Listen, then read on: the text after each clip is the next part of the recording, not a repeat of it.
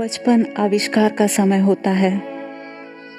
प्रतिक्षण एक नया अनुभव, प्रतिदिन अज्ञात के बारे में एक नई खोज लिए हुए, उम्मीदों और खतरों से भरपूर। यही समय है जीवन और जीने के बारे में सीखने समझने का।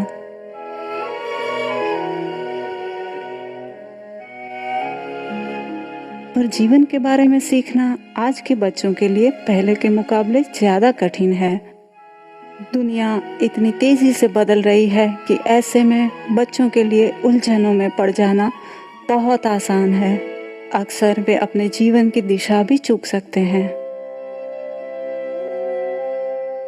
परंतु एक ऐसा दिक्सूचक है जिसका उपयोग करना सीखकर बच्चे अपने जीवन में अपना सही मार्ग पा सकते हैं। इस दिक्सूचक को ही विपश्यना ध्यान कहते हैं।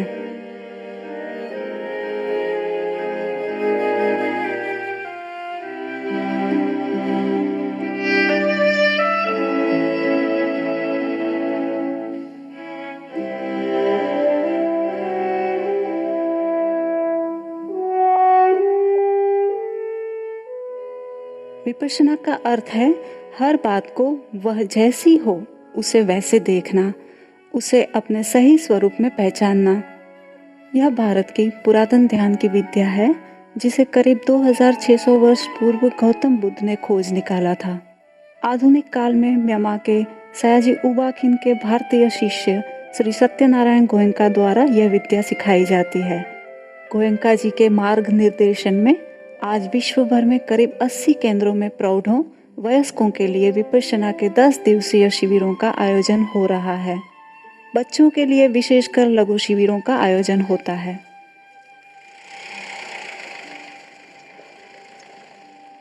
बड़ों की तरह बच्चे भी कुछ आशाएं और उम्मीदें लेकर साधना सीखने के लिए आते हैं। अच्छा इंसान बनने के लिए, तनावपूर्ण स्थितियों का सामना करने में सक्षम होने के लिए, आत्मविश्वास बढ़ाने के लिए। शिविर के प्रारंभिक दिवस में बच्चे शिविर स्थल पर पहुंचकर अपने अपने कमरों में डेरा डालने के बाद और भोजन से निपटकर वे शिविर पूर्व की सूचनाएं सुनते हैं। Il y a des règles de vie à observer pour deux raisons. Pour nous aider à méditer.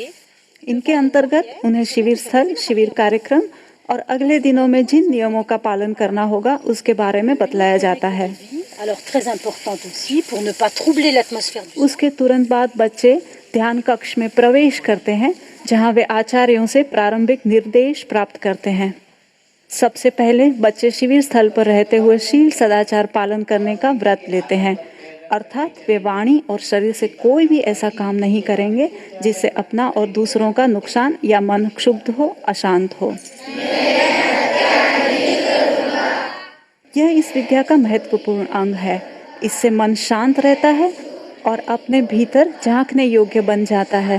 इसके बाद बच्चे आनापान साधना द्वारा, जो कि विपश्यना का प्रथम चरण है, सांस के प्रति सजग रहना सीखते हैं। बच्चों को आंखें बंद रखकर नासिका के द्वारों से भीतर आते हुए और बाहर जाते हुए सांस के प्रति सजग रहने के लिए कहा जाता है। यह मन को एकाग्र करने और संतुलित बनाने का एक सरल उपाय है।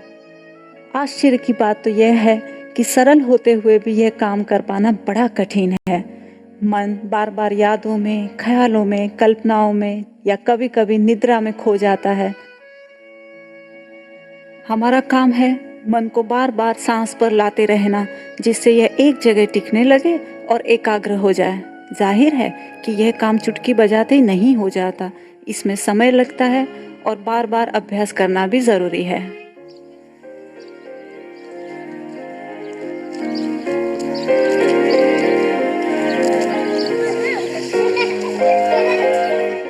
दिन भर बच्चे व्यस्त रहते हैं। 2 बार आधे आधे घंटे की साधना होती है। इसके पश्चात वे छोटे छोटे समूहों में बंटकर अपने परामर्शक से अपने अपने अनुभवों के बारे में बातचीत करते हैं। इस सत्र में प्रश्नोत्तर, शंकाओं का समाधान एवं मार्गदर्शन होता है। हमारे नाक के ऊपर रखेंगे, नाक के दरवाजे पर रखेंगे। Ouais, qu'est-ce que ça veut dire, respiration profonde et superficielle? Ça, thought about what they were going to have for breakfast? Who thought it would be very nice still to be back in bed? So the mind has all these tricks. It's like a naughty little monkey, and it's our job when we're meditating to calm this monkey down. आंखें हमेशा बंद रखें। यदि आंखें खोलेंगे तो मन भटक ही जाएगा। भीतर आने वाले और बाहर जाने वाले हर एक सांस के प्रति सजग रहें। मन बार बार भटकेगा। जब भी मन भटक जाए तो उसे वापस सांस पर ले आएं। कोशिश करें कि कोई भी सांस अनजाना अनदेखा न रह जाए। सांस तेज भी हो सकता है, धीमा, गहरा हो या छिछला, भारी हो या हल्का, जैसा भी हो उसे केवल जानें। हमारा काम बस इतना भर ही है। सांस पर मन टिकाने से मन की मिल्कियत हासिल होने लगती है। यह काबू में आने लगता है और भीतर शांति महसूस होती है।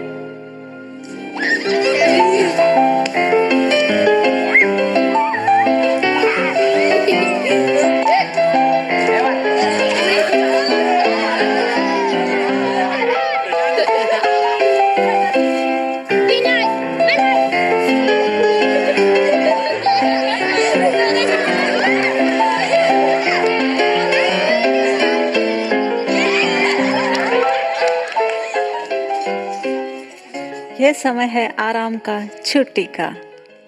शिविर कार्यक्रम में खेलकूद, व्यायाम, सृजनात्मक प्रवृत्तियों और कथा वाचन के सत्र भी होते हैं।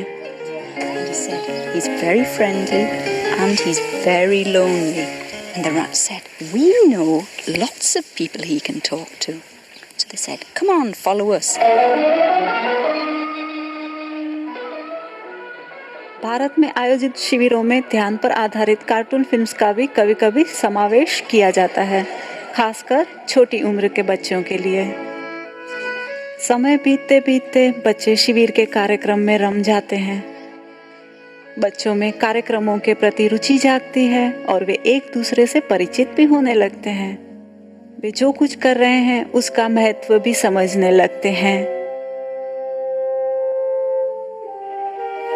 उन्हें बताया जाता है कि मन में सद्गुण भी होते हैं और दुर्गुण भी। साधना करते हुए मन में उठने वाले विचार इस सच्चाई को प्रकट करते हैं।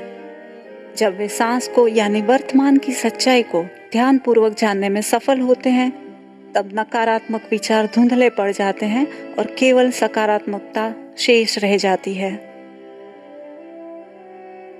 सांस के प्रति सजगता उनका पक्का दोस्त बन जाती है, जो मुश्किल के समय हमेशा काम आती है।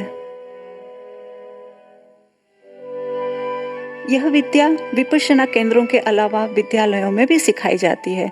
इस विद्यालय में प्रतिदिन पहली क्लास के पूर्व बच्चे 10 मिनट तक आनापान का अभ्यास करते हैं। पहले पढ़ाई करते समय फोन बज उठे तो मैं उठा लिया करती थी। अब मैंने मन को एकाग्र करना सीख लिया है। सोचती हूँ नहीं, यह काम माँ का है, मुझे पढ़ाई करनी है। सांस पर मन टिकाना ज्यादा कठिन नहीं है, क्योंकि हम ऐसी चीज पर मन को एकाग्र कर रहे हैं जो शुरू से ही हमारे पास है और जिस पर मन टिकाना आसान है। हाँ, शुरू में बेचैनी होती है, पर समय बीतते बीतते यह काम सहज हो जाता है। एक बार मैं अपनी सबसे अच्छी सहेली से लड़ बैठी। मैं उस पर चिल्लाने वाली थी, पर सोचा नहीं, मैं ऐसा नहीं कर सकती और मैंने अपने सांस पर लगभग 1 मिनट ध्यान दिया और सांस स्वाभाविक हो गया। मैं नहीं चिल्लाई। मेरे लिए पढ़ाई के समय में से 10 मिनट निकालकर ध्यान करना बहुत मुश्किल है। मन को एकाग्र करना आसान नहीं है, क्योंकि मेरा मन भागते रहता है। मैंने सोचा चलो देखें, तो प्रयत्न तो करके देखें। कहते हैं इससे लाभ होता है। और जब मैंने ध्यान किया तब मैं कुछ नहीं सोच रही थी, मन कोरा था। उस 10 मिनट के लिए मैं शांत थी। हाँ, इससे मुझे मदद मिली।